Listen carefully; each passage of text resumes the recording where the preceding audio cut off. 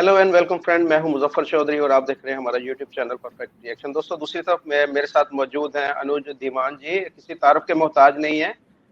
बहुत ही अच्छा काम कर रहे हैं, इंडिया पाकिस्तान कंटेंट पे काम करते हैं और अक्सर आपको उनको उनके चैनल के ऊपर देखते हैं। तो आपको वेलकम कहता हूं अनुज जी। आप नमस्कार। जी, आप नमस्कार भाई। आपके सभी दर्शकों को बहुत बहुत धन्यवाद। आपने हमें इनवाइट किया उसके लिए भी धन्यवाद।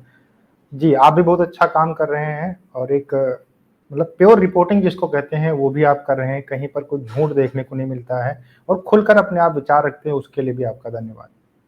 जी, बहुत शुक्रिया आपका, आपकी तारीफ का। अच्छा अनुज जी, आज आपसे वैसे तो ये मैंने कोशिश की थी कि आज मैं किसी पाकिस्तानी जो है, किसी हिंदू भाई जो हैं उनसे मैं बात जी करूं, लेकिन जो आपको पता है कि जो सिचुएशन है पाकिस्तान के अंदर, खुलकर मीडिया के सामने वो नहीं आना चाहते या अपनी जो बात है वो खुलकर नहीं करना चाहते। तो मैंने जी फिर आपको दावत दी है कि जो पाकिस्तान के अंदर जो पिछले 2 दिनों में 2 मंदिरों के ऊपर अटैक हुआ है, एक मंदिर को तो गिरा दिया गया है और दूसरे मंदिर के ऊपर हमला हुआ है। और जैसे आपने सुना होगा न्यूज़ के अंदर भी, रॉकेट कोशिश की गई थी फायर करने की, लेकिन वो खुशकिस्मती से फायर नहीं हो सका।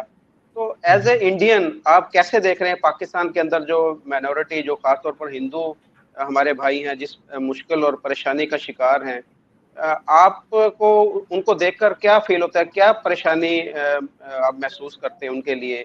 आपके जज्बात क्या हैं उनके लिए, जरा बताइए हमारे देखने वालों देखिए, मेरा ये मानना है कि दुनिया के अंदर किसी भी इंसान को तकलीफ होती है, अब आप उसको तकलीफ देता है, कोई भी तकलीफ देता है, तो वो सब चीज़ें हमें देखकर जो अच्छा नहीं लगता है। और रही बात पाकिस्तान के अंदर हिंदुओं की, तो मैं हिंदुओं से मिला हूँ जो पाकिस्तान के अंदर रहते हैं। मैं दिल्ली गया था एक वीडियो करने के लिए, वहाँ पर मेरी मुलाकात हुई थी। तो उन लोगों ने जो कंडीशन बताई थी उसके अकॉर्डिंग तो आप समझ लीजिए वहाँ पर तो कोई फ्रीडम नाम की चीज़ नहीं है। भाई, अगर आपकी बेटी गई है मान लीजिए कहीं पढ़ने के लिए, अगर उसको आपको ये पता नहीं है कि वो वापस आएगी नहीं आएगी, तो आप इस डर को कैसे आप जो है जस्टिफाई करेंगे? तो उस डर के अंदर वहाँ के हिंदू रहते हैं। और ये बात आप भी जानते हैं, कई सारी रिपोर्ट्स आपके आ चुकी हैं जहाँ पर ये कहा जाता है कि 1000 या 1200 केसेस हर साल रजिस्टर होते हैं, जहाँ पर माइनर जो लड़की हैं उनको किडनैप करके पाकिस्तान के अंदर उनको मुस्लिम बनाया जाता है, तो उनकी शादी करा दी जाती है। फिर उसमें ना गवर्नमेंट कुछ कर सकती है, ना ही वहाँ का जो है जज कुछ कर सकता है। तो इस सिचुएशन के अंदर जो वहाँ के लोग रहते हैं तो उनकी कंडीशन तो खराब ही होगी। दूसरी बात है, देखिए पाकिस्तान के अंदर ना कोई भी सुरक्षित नहीं है। आप हिंदू की तो बहुत ही बुरी दशा होगी, क्रिश्चियन की भी जो है बुरी दशा है, नॉन मुस्लिम की तो बात ही छोड़ दीजिए, उनका तो एकदम जहन्नुम वाला हाल बना के रखा है वहाँ के लोगों ने। जो मुस्लिम हैं वो खुद एक दूसरे से आपस में लड़ रहे हैं। आप देखिए 4000 लगभग सियाओं को मार दिया गया है। इसके अलावा बलूचिस्तान, सिंधी, पंजाबी, ये सब चीज़ों के ऊपर बहुत ज़्यादा बहसबाजी चलती रहती है। बरेलवी, देवबंदी, इन सारी चीज़ों के ऊपर बातचीत चलती रहती है, एक दूसरे को लोग मारते रहते हैं। और जो वहाँ पे मुस्लिम नहीं है उनकी फिर ज़िंदगी कैसे हो सकती है, आप खुद जो है अंदाज़ा लगाइए। अभी हाल ही में एक बात मैं बताता हूँ, अपने देश के अंदर जो माइनॉरिटीज़ हैं अगर उनका ये ध्यान रखते तो धीरे धीरे करके उनकी जनसंख्या क्यों कम होती है, आप बताइए। बिल्कुल आपने सही कहा। अच्छा, पहले तो ये था कि वो कुछ इस तरह के लोग थे जो खुल्लम खुल्ला काम नहीं करते थे हिंदू मिनोरिटी के जी खिलाफ, यानी कि वो छुप कर काम करते थे। जैसे बाद में पता चलता था जब कार्रवाई। अब तो ये अलल अलान यहाँ पर कहना शुरू हो गया। जिस तरह आपने देखा कि जो एक कबाइल है, जाखरानी कबाइल है, जिसका तल्लुक सीमा के जो ससुराल से बताया जाता है, वो तो खुल्लम खुल्ला वीडियो बना रहे हैं और वीडियो डाल रहे हैं मीडिया के ऊपर, सोशल मीडिया के ऊपर कि जी हम हिंदुओं की बच्चियों को नहीं छोड़ेंगे, हम उनकी औरतों को नहीं छोड़ेंगे, हम उनके मंदिरों को यहाँ पर नहीं बचने देंगे, उनको ग्रेनेड से उड़ा देंगे, रॉकेट लॉन्चर से उड़ा देंगे।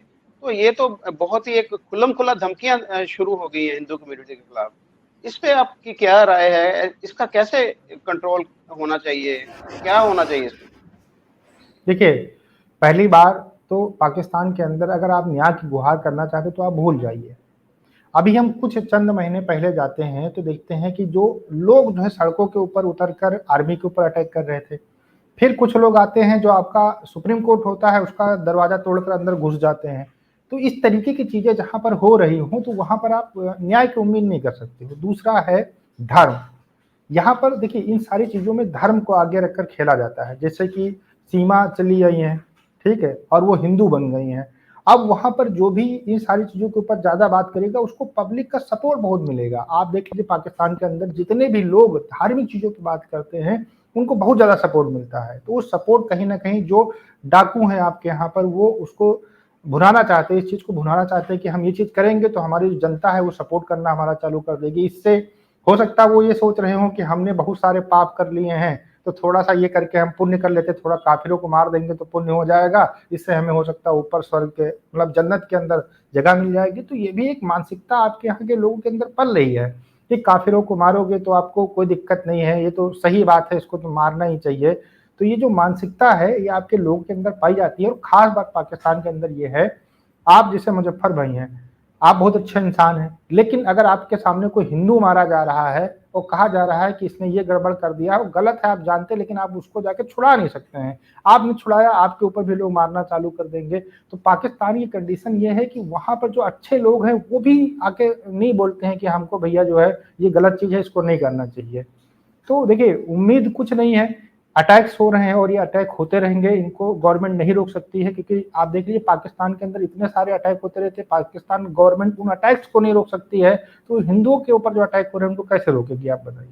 आते हैं लोग अपना बताए रॉकेट लॉन्चर कोई छोटी चीज है भाई, ऐसा लगता है कि वहां पर आपके यहाँ तो ऐसा लगता है रॉकेट लॉन्चर एकदम छोटी सी चीज है कि गए बच्चे ऐसे खेलते रहते हैं, लिया उड़ा दिया रख के। भाई हमारे यहाँ से रॉकेट लॉन्चर हो जाता तो अब तक मतलब बवाल हो जाता पूरे जो है भारत के अंदर के कहाँ से आ गया, कैसे हो गया, किस तरीके से मिला। लोगों को इसके ऊपर बहुत सारी बातें की जा रही होती, मीडिया के ऊपर चर्चा हो रही होती, लेकिन आपके यहाँ तो रॉकेट लॉन्चर से आए उड़ा के चले गए, कुछ लोगों के ऊपर गोलीबारी बरसाई, हिंदू थे, अरे ठीक है कोई बात नहीं, कोई बात करने की जरूरत नहीं, सब बढ़िया है।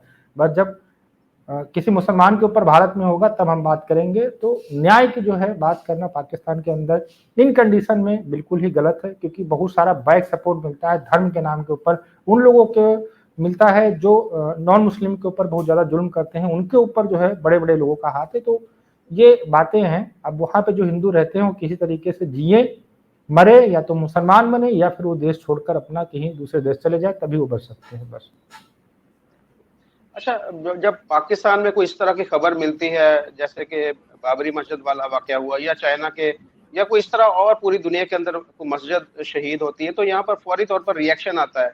जैसे बाबरी जी मस्जिद के रिएक्शन में बहुत सारे मंदिर यहाँ पर तोड़े गए, जो जी मैंने विजिट भी किए, कुछ आपको दिखाए भी थे, और भी कुछ ऐसे हैं कि बहुत यहाँ पर अग्रेसिव रिएक्शन आया पाकिस्तान के अंदर। तो इंडिया के अंदर जो मंदिर, ये दो पाकिस्तान के अंदर एक मंदिर तो तोड़ा गया है और दूसरे के ऊपर हमला हुआ है, उसको लेकर कोई यहाँ पर आपने देखा कोई रिएक्शन आया कोई हिंदुओं की जानिब से इंडिया में? देखिए, पहली बात तो हमारे यहाँ के जो लोग हैं वो पाकिस्तान के लोगों के जैसे मतलब दिमाग से पैदल नहीं है। आपको खराब लगेगा, आप अपने आप को मत गिनिएगा उसमें, लेकिन एक्चुअल में उनको ये समझना चाहिए कि हर एक देश का इंटरनल मैटर होता है। अगर पाकिस्तान के अंदर हिंदुओं को आप मार रहे हो तो वो आपके देश के नागरिक हैं, आपको सुरक्षित करना है, आपको उनको कैसे रखना है वो आपकी जिम्मेदारी है। अब हम कहें हम हिंदू हैं पूरे दुनिया के अंदर, जैसे पाकिस्तान के लोग कहते हैं कि हमने पूरी दुनिया के मुसलमानों का ठेका लेके रखा, कहीं कुछ भी होगा तो हम आके सबसे पहले उनको बचाएंगे। देखिए भारत का हम समझते हैं, हमें दुख हो सकता है कि हाँ हिंदुओं के मंदिर के ऊपर अटैक किया गया, लेकिन हम क्या कर सकते हैं, हम कुछ कर नहीं सकते। हम आपसे बात कर सकते हैं, हम अपना एहतजाज वर्बली जो है कर सकते हैं कि हाँ ये चीज नहीं होनी चाहिए, लेकिन हम ये चीज समझते हैं कि अगर हम दूसरों के घर में जो आग लगी है उसको देखकर अगर हमने अपने घर में आग लगाना चालू कर दिया तो हम जो आज शांति से बैठे हैं वो नहीं बैठ सकते हैं। ये हमारे देश के लोग समझते हैं, हमारे हर एक भारत का नागरिक समझता है कि वो पाकिस्तान है, जो पाकिस्तान के अंदर लोग रहते हैं वो उनकी प्रॉब्लम है, हम उनके चक्कर में अपने घर में आग नहीं लगाएंगे। इसीलिए हमारे यहाँ पर कुछ भी किसी भी तरीके की पाकिस्तान के अंदर घटना हो जाएगी उसका असर भारत के अंदर नहीं देखने को मिलेगा। हम लोग भाईचारा से रहते हैं, आपके यहाँ भाईचारा नहीं है, इसी वजह से सब चीजें होती हैं। हमारे यहाँ भाईचारा है, हम लोग आराम से रहते हैं, हमें कोई दिक्कत नहीं होती। हम ये समझते हैं कि षड्यंत्र है और ये हिंदू मुसलमान को लड़ाने के लिए किया जा रहा है, और ये चीजें हम लोग समझते हैं, इसलिए इन सारी चीजों के ऊपर ध्यान नहीं देते। पाकिस्तान के अंदर आप सारे मंदिर फूंक दो, जला दोगे, हम लोग एहतजाज करेंगे, बात करेंगे, इंटरनेशनल मीडिया के ऊपर बात करेंगे, लेकिन हम यहाँ पर मस्जिदों को जलाना थोड़ी चालू कर देंगे। हम मूर्ख नहीं है, अपने घर को आग लगाकर अपनी शांति को खत्म करना, जो हमारा देश आगे जा रहा है उसको हम इन सारी चीजों से बिल्कुल जो है छत पहुंचा के उसको हम थोड़ी नुकसान पहुंचाने वाले हैं। तो हम लोग ये चीज समझते हैं कि हर देश का इंटरनल मैटर है, उसको अपने हिसाब से समझना चाहिए, घुसने की जरूरत नहीं हर जगह पर। अच्छा अनुज भाई, यहाँ पर कोई आप पीछे में कोई साजिश तो नहीं देख रही? ये सारा जो सीमा गई पाकिस्तान से उधर गई है, और ये ऊपर से फिर मंदिरों के ऊपर अटैक होना, ये सारा कुछ एक किसी गेम का हिस्सा नहीं आपको लग रहा कि कोई ऐसी गेम है कि जिसमें ये हिंदू मुस्लिम को लड़ाई या दोनों मुल्कों के तल्लुकात को खराब करना, ये कोई बड़ी गेम तो नहीं लग रही इसके पीछे? देखिए हम आपको बताते हैं, देखिए पाकिस्तान के अंदर बाढ़ आ जाए, 5,000 लोग मर जाएं, समझे, एक दूसरे को बम से उड़ा के मर जाएं, लेकिन किसी को कोई दिक्कत नहीं है पाकिस्तान के अंदर। लेकिन भारत के अंदर अगर छोटी सी भी घटना होती है तो पूरा पाकिस्तान ऐसे ऐसे हिलने लगता है, ऐसा लगता है भूकंप आ गया है पाकिस्तान के अंदर। तो ये पाकिस्तान की दिक्कत है, उसको अपनी प्रॉब्लम्स नहीं दिखती हैं, अपने यहाँ पर दिक्कतें नहीं दिखती हैं, उसको सिर्फ भारत की प्रॉब्लम दिखती है। भारत के अंदर एक लड़की जो है उसको गेट के ऊपर रोक दिया गया हिजाब को लेकर, उसके वजह से पाकिस्तान के अंदर बड़ा बवाल हो गया। एक्चुअल में जो लड़की रोकी गई उसके बगल में कुछ और हिंदू लड़के भी तो रोके गए, वो उनको नहीं दिखा, नहीं लड़की को रोक दिया, वो बहुत बड़ा गड़बड़ काम कर दिया।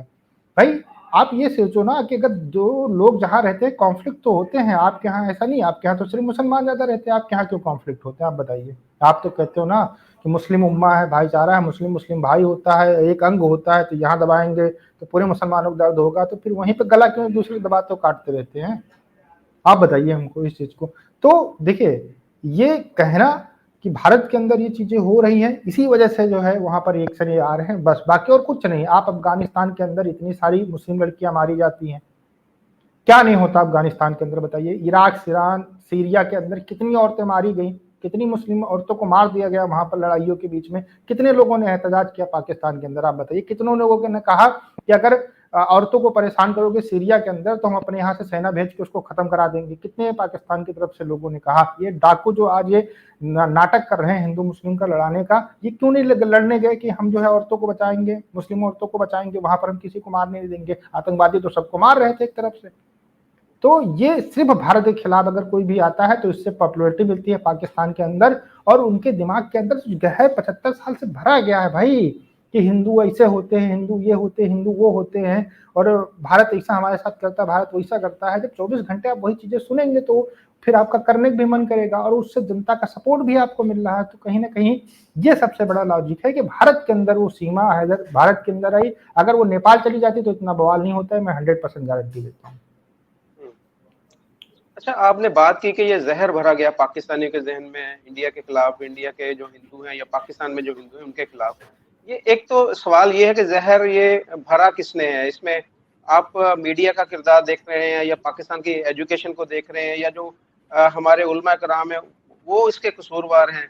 और दूसरा, इससे फायदा इन्होंने क्या हासिल किया? इससे फायदा क्या हुआ? हम देखें, हम तो बहुत पीछे रह गए हैं आपसे। अगर हमने आपसे नफरत की है, हमने आपके साथ जंगें लड़ी हैं, आपके खिलाफ हमने सारा कुछ किया, लेकिन उसका फायदा हमें क्या हुआ? हमें तो नुकसान ही हुआ ना। हम इस वक्त दुनिया के मेरे ख्याल 100वें नंबर पे होंगे हमारी इकोनॉमी। आप देखें, आप अभी 5वें नंबर पर हैं, तीसरे नंबर पर जा रहे हैं। आप चांद पर आपके जो मिशन जो है वो कामयाबी से हुआ। हम यहाँ पर जो 40 करोड़ का झंडा लगा रहे हैं। तो देखें, हम बहुत पीछे रह गए आपसे। इसकी आप थोड़ी सी बताइएगा कि इस नफरत से हमने हमने हासिल क्या किया? देखिए एक्चुअल में आप समझिए, जब भारत और पाकिस्तान का बंटवारा हुआ उस समय जिन्ना ने कहा कि हम अपने यहाँ पर सारे लोग को आराम से रहने देंगे, कोई दिक्कत नहीं है। तो ये बताइए, जब आपको सारे लोग को आराम से रखना ही था तो फिर बंटवारा करने क्या मतलब? सारे लोग तो पहले ही सब आराम से रहते थे। देखिए ये पाकिस्तान के जो पॉलिटिशियन है मोहम्मद अली जिन्ना जब एक्सपायर हो गए उसके बाद में आप समझिए, उसके बाद में देश के आपके जो है इस्लामीकरण हुआ है। उसके पहले ये नहीं था कि कलमा के नाम के ऊपर पाकिस्तान बना हुआ है। भाई ये सारी चीजें, ये तो किताबों में धीरे धीरे करके कहने से सारी चीजें डाल दी गई। आप समझिए 1948 के बाद में धीरे धीरे करके इस्लाम को जो है सारी बुक्स के अंदर और सारे लोगों के दिमाग के अंदर डालना शुरू किया गया। अब यहाँ पर क्या हो रहा था कि 1965 का जो दौर चल रहा था, 1965 से 80-90 के दौर तक अगर आप देखेंगे तो जो इकोनॉमी थी वो थोड़ा बहुत आसपास में चल रही थी। अच्छा, इसी दौर में क्या हुआ, 1948 का कश्मीर वाला वार हुआ, जिसमें पाकिस्तान छोटा सा हिस्सा कश्मीर का लेके अपने आप को बोलता है कि हम जीत गए। ठीक है। उसके बाद में 1965 का वार हुआ, जिसमें पाकिस्तान ने ऑपरेशन जिब्राल्टर कश्मीर के अंदर स्टार्ट किया। उसके बाद में भारतीय सेना ने लाहौर के ऊपर अटैक किया, उसमें भी बहुत ज्यादा नुकसान हुआ पाकिस्तान को। अब यहां तक क्या हो गया कि 1971 जब आया तो बांग्लादेश जो है अलग हो गया पाकिस्तान से। अब ये सारी चीजें हो रही थी, तो इस चीज को छिपाने के लिए 1971 के बाद में बहुत ज्यादा इस्लाम को आपके एजुकेशन के अंदर डाला गया। आपके जो मौलवी थे वो नफरत करने लगे कि भारत ने हमारे दो टुकड़े करा दिए। यहाँ से एक बहुत कट्टर जो है, जो आपके यहाँ पे अयूब आए थे डिक्टेटर, उन्होंने बहुत ज्यादा इस्लाम को जो है आगे लाकर रखा। इस वजह से कट्टरता बहुत ज्यादा बढ़ती चली गई, ब्रेन वॉश होता गया कि मतलब एक तो ये डाला गया कि मुस्लिम सबसे अच्छे होते हैं, उनसे अच्छा दुनिया के अंदर कोई होता ही नहीं है। एक ये कॉन्सेप्ट आपके यहाँ पर बहुत चलता है। दूसरा कॉन्सेप्ट ये चलता है कि हमने सारा कुछ जो है भारत से हम अच्छे हैं। 1971 के बाद में सबको ये दिखाने की कोशिश की गई कि भारत से बहुत अच्छे हैं, भारत के अंदर तो गरीबी है, और उसका सबसे बड़ा प्रोपेगेंडा का जो जरिया बनता था वो भारतीय फिल्में बनती थी। भारतीय फिल्मों में दिखाया जाता था कि एक जो है एक्टर होता था, मतलब हीरो होता था, वो गरीब होता था, उसको ठाकुर परेशान करते थे, सब लोग मिलकर उसको परेशान करते थे, और उसके बाद में जो है उसको खाने के लिए भटकना पड़ता था। तो ये सब चीजें पाकिस्तान के लोग देखते थे, तो उनको लगता था अरे भारत में किसी को खाने नहीं मिलता है भाई, सब लोग भूखे सोते हैं, तो हम बहुत अच्छी कंडीशन में। इसी का जो आपके पॉलिटिशियन थे और जो बाकी मुफ्ती मौलाना थे, उन सारे लोगों ने फायदा उठाया। भाई वो ये चीज नहीं देख रहे हैं कि वही छोटा सा बच्चा जाके धीरे धीरे करके वो पूरे शहर को मतलब जो है बड़ा अमीर आदमी बन जाता है, वो चीज वो नहीं देख रहे हैं। वो देख रहे हैं अरे यार यहाँ खाना नहीं है, यहाँ रोड पर लोग सोते हैं। तो ये सब चीजें उनके अंदर भरती चली गई, और उनके लगने लगा कि जो हमारे नेता, जो हमारे मुफ्ती मौलाना बता रहे हैं कि हम भारत से बहुत अच्छे हैं, वो उनको धीरे धीरे करके सच लगने लगा।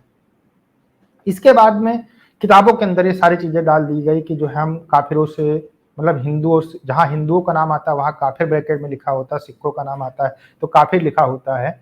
भाई आप हिंदू अगर लिख रहे हो तो एक स्पेशल काफिर क्यों लिख रहे हो? क्योंकि देखो, अब इसको जो जी एजुकेशन में ज्यादा चीजें डालोगे धार्मिक ना, तब फिर आपका ब्रेन जो है वो जितना 500-600 साल पुराना वाला जनरेट होगा भाई, भाई वो आज के हिसाब से कहाँ मैच करेगा। तो ये सबसे बड़ी वजह थी कि जो है आपके यहाँ पर तरक्की नहीं हो गई। देखिए हमको ये लगे कि जो गूगल में सुंदर पिचाई है, हम वो बराबर है, हमारे माता पिता बताएं, सब कुछ बताएं, अरे बराबर है। और जब हम वहाँ इंटरव्यू देने जाए तो हमको पता चल रहा है कि हमसे दसों हजार लोग यहाँ पर आके रोज इंटरव्यू देके जाते हैं, हमारा कोई मतलब ही नहीं है।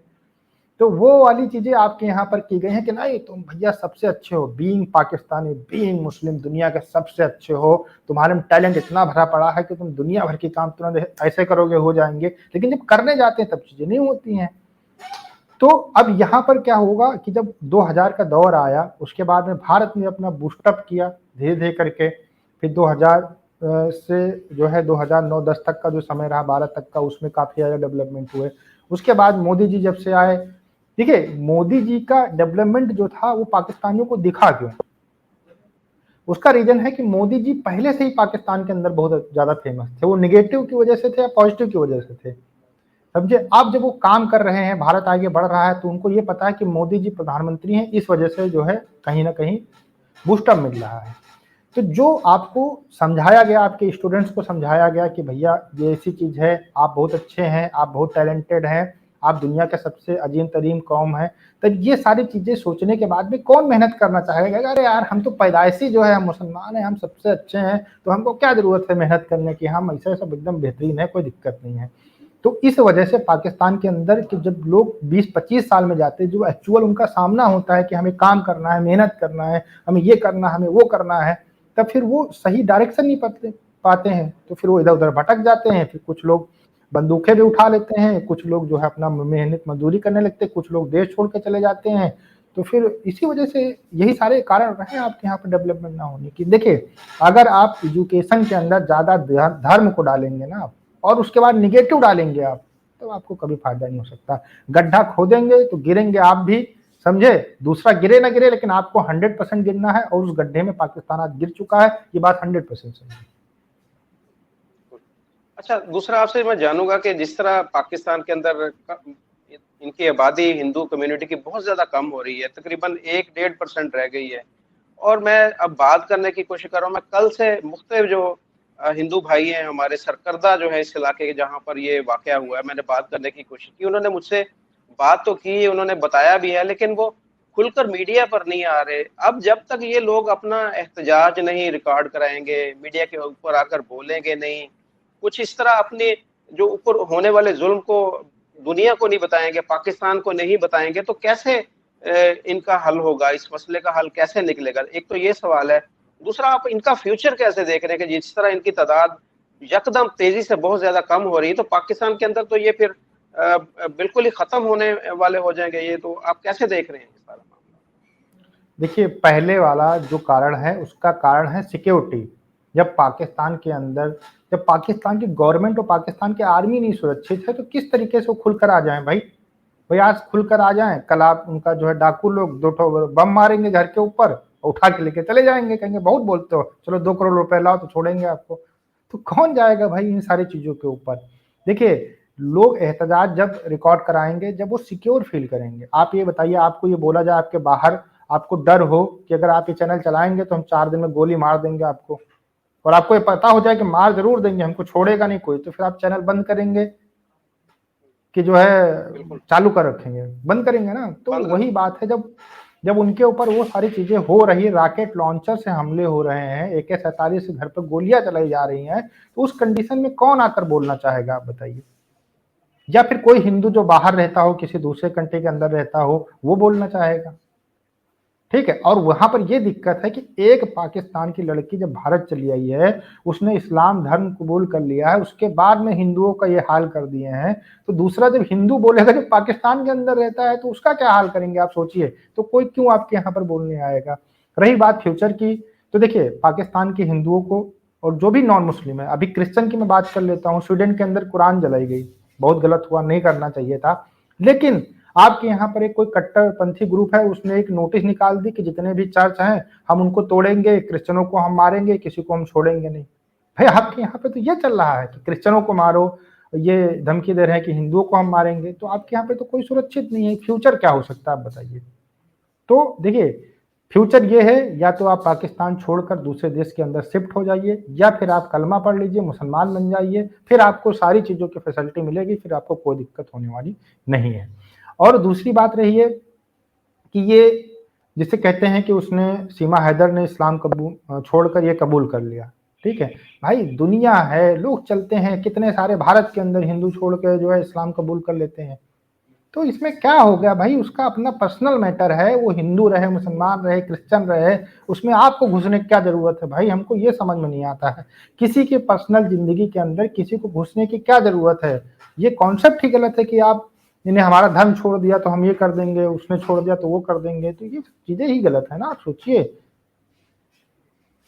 तो बिल्कुल सही। अच्छा, ये सीमा हैदर की अगर बात करें, तो जैसे मैं मेजर गौरव आर्या को भी सुन रहा था, वो भी कह रहे थे कि ये प्लानिंग के तहत आई है, ये जिस तरीके से आई है कि इसके पीछे कुछ साजिश लग रही है, पाकिस्तान की साजिश लग रही है। तो आपकी नजर में ये सीमा जो गुलाम हैदर आई है, ये सिर्फ एक लव स्टोरी थी, या इसके पीछे कोई और भी मकसद हो सकता है इसका? देखिए देखिए, ये तो जांच का विषय है, लेकिन जहां तक शक ये होता है कि जो उसका बोलने का तरीका है, जो मीडिया के सामने आकर प्रेजेंट करने का अपने आप को तरीका है, और जिस तरीके से वो पुराने पति का और अपने देश का विरोध कर रही है, उन सारी चीजों को देखते हुए कहीं ना कहीं शक होता है कि ये चीजें हो सकती हैं।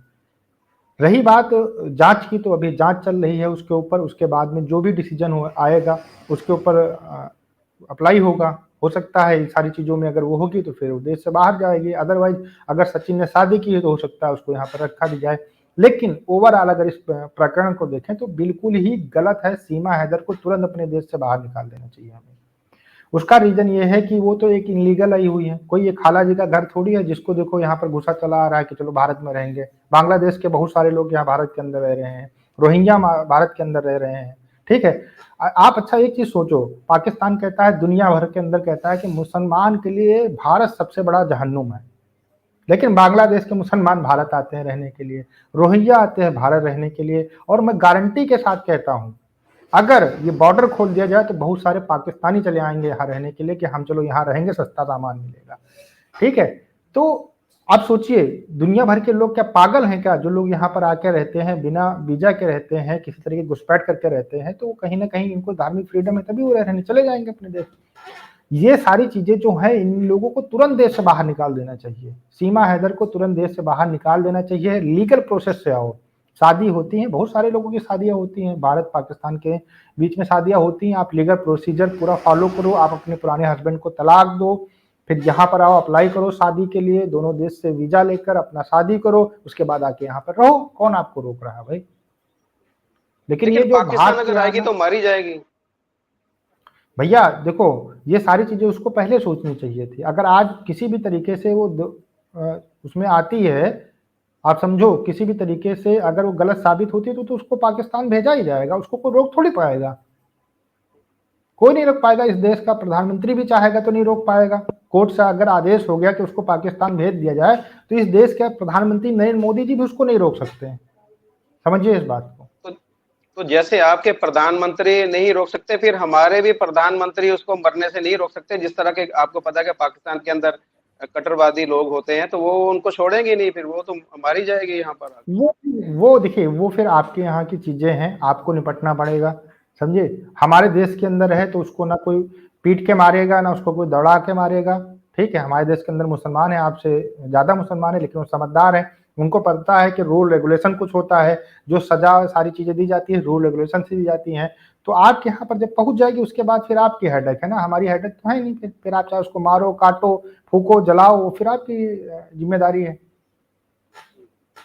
बहुत शुक्रिया अनुज भाई, आपने डिटेल से बताया। और हम बिल्कुल पाकिस्तान के अंदर जो हिंदू हैं, हमारे हिंदू भाई, उनके जिस तरह मंदिरों को तोड़ा जा रहा है, उनके ऊपर अटैक हो रहा है, तो उसके ऊपर मैं यहाँ पर पाकिस्तान के जो ये सारे जो एनजीओज हैं जो ऐसे फजूल फजूल कामों में लगे रहते हैं, इसके ऊपर कभी किसी एनजीओ ने आवाज नहीं उठाई। तो मैं यहाँ पर अपील करता हूँ, जो इंसानी हकूक की जितनी भी तंजीमें पाकिस्तान के अंदर हैं, उनको भी हमारे इन हिंदू भाइयों के लिए आगे बढ़ना चाहिए। उनकी जान को जिस तरह खतरा है, उनकी इज्जत को यहाँ पर खतरा है, तो इसके लिए हमें आना चाहिए, आगे आना चाहिए और उनको प्रोटेक्ट करना चाहिए, और ताकि वो भी उसी तरीके से पाकिस्तान के अंदर अपनी जिंदगी पुरअमन तरीके से गुजार सके, जिस तरीके से आम मुसलमान यहाँ पर जिंदगी गुजारते हैं। और देखिए, चंद ये लोग हैं, चंद ये डाकू हैं जो उनके ऊपर हमलावर हैं, उनके गांवों के ऊपर हमलावर हैं, उनके औरतों को धमकियां दे रहे हैं, उनके बच्चों को धमकियां दे रहे हैं। तो यहाँ पर हमारी स्टेट जो है उसको भी आगे बढ़कर ये काम जो उनके हो रहे हैं उनको रोकना चाहिए। और जो कराची के अंदर एक कदीम मंदिर था, 150 साल जिसको हो गए थे, उसको जिस तरीके से डिमोलिश किया गया है, उसकी भी मजम्मत होनी चाहिए, उसकी भी तहकीकात होनी चाहिए कि बगैर इजाजत के, बगैर किसी नोटिस के रातों रात उसको क्यों गिराया गया, तो उसकी भी सारी तहकीक होनी चाहिए। और जो एक फिजा, एक आम तासुर पाया जाता है पूरी दुनिया के अंदर के पाकिस्तान के अंदर हिंदू बैटरी जो है चेंज वो करो। महफूज नहीं है, वो महफूज नहीं है, तो उसका भी हमें मिलकर इस चीज को भी बेहतर बनाना चाहिए और अपने इमेज को बेहतर बनाना चाहिए। आपका बहुत शुक्रिया अनुज भाई, आपने हमें टाइम दिया, अपने कीमती वक्त निकाल कर। आपका बहुत शुक्रिया। आइंदा भी आपसे बात होती है। जी, नमस्कार। आपका भी बहुत बहुत धन्यवाद भाई, और आदाब, फिर मुलाकात होगी। जय हिंद, जय भारत। नमस्कार।